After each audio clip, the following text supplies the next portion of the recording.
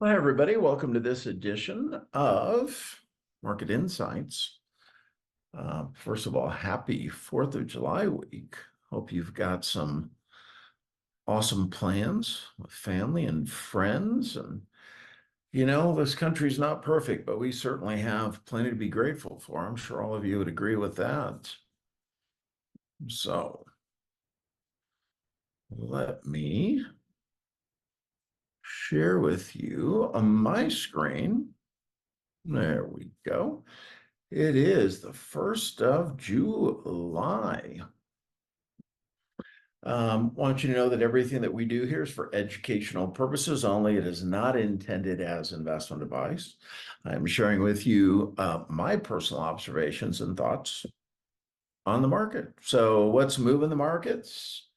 Well, the S&P is up 14.5% for the first half of 2024. The NASDAQ up 18.1%. So it's been a great first half of the year, although selective. July's been a positive month since 2014. So we got that to look forward to. ISM manufacturing came in at 48.5. So that is contraction. Anything below 50 is contraction. So that's not good. 10 years been creeping up. It was down at 4.2 and change last week. Now it's at 4.483. Got some pretty significant economic data coming out this week that could impact that. And oil price has been creeping up a little bit, now at $82.08 a barrel. So what to watch this week? Well, we had the manufacturing number came in, as I mentioned to you. Tuesday, we have Jerome Powell speaking in Portugal. How cool. Job openings, Jolt's number comes out on Tuesday as well. It's supposed to be under 8 million for the first time in like forever. Wednesday, ADP employment number comes out. We also have the initial jobless claims that will come out. They moved that from Thursday to Wednesday because of the holiday. And then we get the Fed minutes. So Wednesday is a big deal. Nothing on 4th of July. And then Friday is a big deal. We have the unemployment rate coming out, the hourly wages. So all of this could be impactful of interest rates and the markets. Last week's heat map, more red than green. Amazon had a good week. Tesla, great week. Apple up, Alphabet up, Broadcom, Nvidia, another good week. Microsoft, pretty flat. Lilly had a good week, as did United Health and JP Morgan.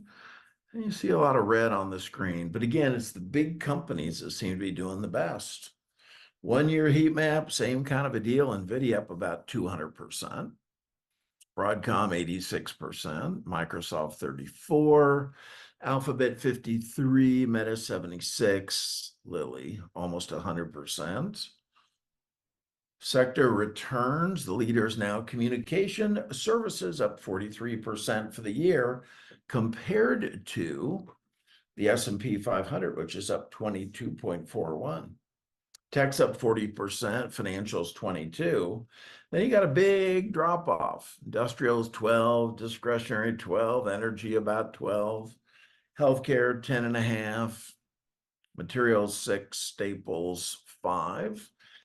So we had another solid first half of the year.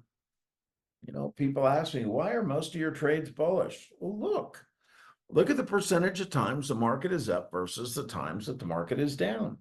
It's up more than it's down. Most of your trades ought to be bullish. Number of record highs so far this year, 31 out of the S&P 500. Pretty darn good. Percentage of stocks above their 200-day moving average, now at 54%. Definitely an improvement, as you can see. Interestingly, more sectors are still down on the year than up on the year. So tech's up, communication. This was second quarter, by the way. Communication, utilities, staples, and discretionary, all the rest were down varying degrees. 10-year rates definitely been falling, ticked up in the last week, however. But generally, as the 10-year goes down, the stock market goes up. Market breadth, great on the New York Stock Exchange, 230 new highs to 132 new lows. On the NASDAQ, 239 new highs, 446 new lows. PCE delivered hope of slowing down inflation. It came in at 2.6%. That was the core PCE, the key metrics of the Fed. That's the number they were referring to when they say we want to get inflation down to 2%. Getting closer. Revised GDP for second quarter down. Economy is absolutely slowing. Put options, relatively cheap. If you ever wanted to buy protection, if you feel like you needed it, the cost of those on a relative basis is way down. Earnings are expected to climb across the board. So earnings are the mother's milk of the stock market. And this bull should keep on running. Anytime the S&P is up more than 10% in the middle of the year, look what the average return is for the full year, 25.1%. Plus, we have an election coming up. As I mentioned, GDP from every viewpoint looking weaker. Generally, we see a big increase in volatility from July to November, and then it drops off in December. So, we still haven't had a single day this year where the S&P's been down more than 2%. Might that change in the future? It may. And the Fed probabilities have shifted. Last week, there was a 74% chance of a rate cut in September. Now that's down to 68%. So that fell while interest rates moved up. So we definitely keep an eye on that week to week. Let's check the charts. Look at the S&P 500. And, still looking strong. It's only been a little bit of time in the last 6 months where we have been trading below the 50-day moving average. So, it looks like we may be creating a little resistance here, but nothing bad. Everything still looks bullish. And same with the Qs. By the way, our track record on our trade ideas for 2024, closed 69 trades. Average return has been 17.93%. Average hold, 18.7 days. So past performance doesn't guarantee future results, but so far this year, we're tracking returns of about 1% a day, which is something I think to be pretty proud of.